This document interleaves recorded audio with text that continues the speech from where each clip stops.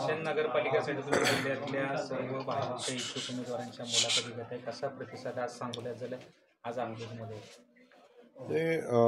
जिल्ह्यामध्ये नगरपालिकेच्या निवडणुकामध्ये भारतीय जनता पक्षाला उदंड असा प्रतिसाद आहे.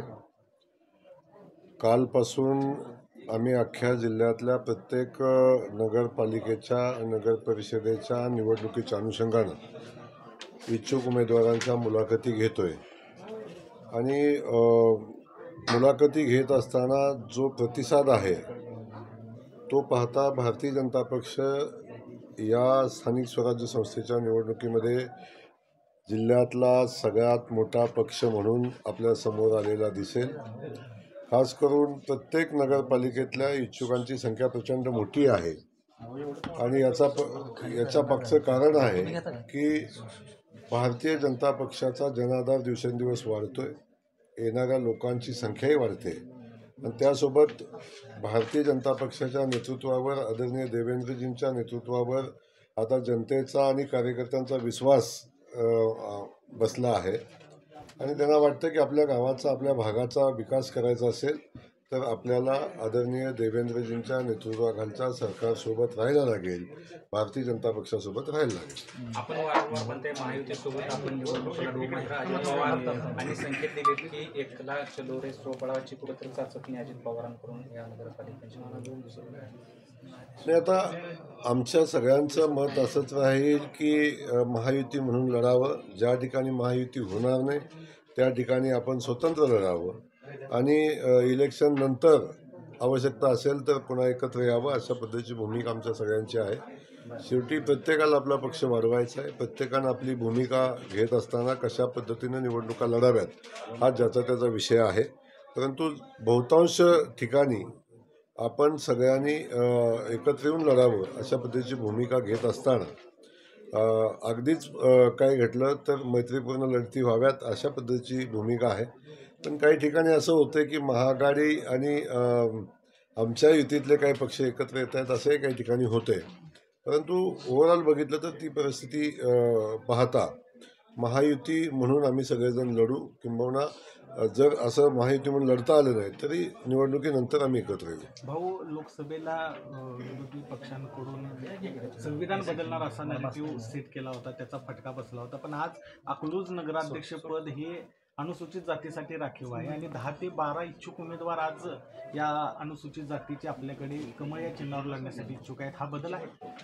नाही, हा बदल आपण पाहतोय की ज्या गावामध्ये खाली घ्या ज्या गावामध्ये आपण सगळेजण पाहतोय की बूथ लावण्याची दुसऱ्या पक्षाला ज्या ठिकाणी बूथ लावणं सुद्धा अवघड जात होतं त्या गावामध्ये मुलाखतीला मिळालेला प्रचंड प्रतिसाद, इच्छुकांची संख्या 10-12 इच्छुकांची डायरेक्ट पालिकेचा, नगर परिषदेचा नगराध्यक्ष होण्यासाठी इच्छा व्यक्त करणं आणि त्याच पद्धतीनं खाली नगरसेवक म्हणून निवडून येण्यासाठी एवढ्या मोठ्या संख्येनं लोकांनी इच्छा व्यक्त करणं, याचा अर्थ आहे की आता लोक परिवर्तन मागतायत, लोकांना परिवर्तन पाहिजे आणि लोकांना स्वच्छ आणि भयमुक्त प्रशासन पाहिजे, भयमुक्त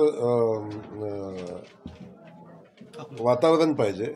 हे यातून आपल्या सगळ्यांच्या समोर येते आणि आमची भूमिका क्लिअर आहे की अकलूज शहराला विकासाभिमुख नेतृत्व देणं, अकलूज शहरामध्ये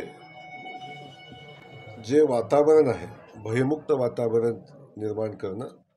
अकलूज शहर हे वेगानं डेव्हलप होत असताना इथल्या व्यापाऱ्यांना जो त्रास होतोय, इथल्या डॉक्टरांना जो त्रास होतोय, इथल्या सर्वसामान्य लोकांना जो त्रास होतोय तो त्रास संपला पाहिजे आणि त्यांना आपला व्यवसाय मनसोक्त करता आला पाहिजे, भयमुक्त वातावरणात करता आला पाहिजे. अशा पद्धतीची भूमिका या ठिकाणी आम्ही भारतीय जनता पक्ष म्हणून घेतोय आणि आम्ही एवढंच मी अकलूजकरांना सांगेन की इथून पुढं कुठल्याही परिस्थितीत कुठल्याही व्यापाऱ्याला, कुठल्याही डॉक्टरला किंवा कुठल्याही या शहरातल्या नागरिकाला कुठल्याही प्रकारचा थ्रेट किंवा कुठल्याही प्रकारची दहशत निर्माण करू दिली जाणार नाही. सगळ्यांना सामान्य जीवन जगून आपला व्यवसाय चालवता येईल अशा पद्धतीचं भयमुक्त वातावरण या अकलूजमध्ये तयार करण्याचा संकल्प आम्ही आता केलेला आहे. बच्चू कडू आज असं म्हटलंय की राधाकृष्ण पाटलांची गाडी फोडा. कुठेतरी आणखी राजकीय नाही, सगळ्यांनी संयम ठेवला पाहिजे. बच्चू कडू माझे खूप जवळचे मित्र आहेत आणि अशा आंदोलनातनं मोठं झालेलं नेतृत्व आहे, परंतु त्यांनी कधी कधी बोलताना संयम ठेवला पाहिजे आणि अशा पद्धतीचे प्रक्षोभक विधानं करणं मला वाटतं तेवढं उचित नाही. अशा पद्धतीचं विधान त्यांनी करू नये. शेवटी त्यांच्या मागण्या आहेत, त्या मागण्या ठामपणे मागितल्या पाहिजेत, सरकारकडे भूमिका ठेवली पाहिजे, सरकारला भाग पाडलं पाहिजे. हे सगळं ठीक आहे, पण गाड्या फोडा, घरं फोडा, ऑफिस फोडा हे काही मला वाटतं लोकशाहीमध्ये योग्य नाही. रोहित पवार असं म्हणाले की देवेंद्र फडणवीस सरकार आल्यापासून जमीन घोटाळे वाढले.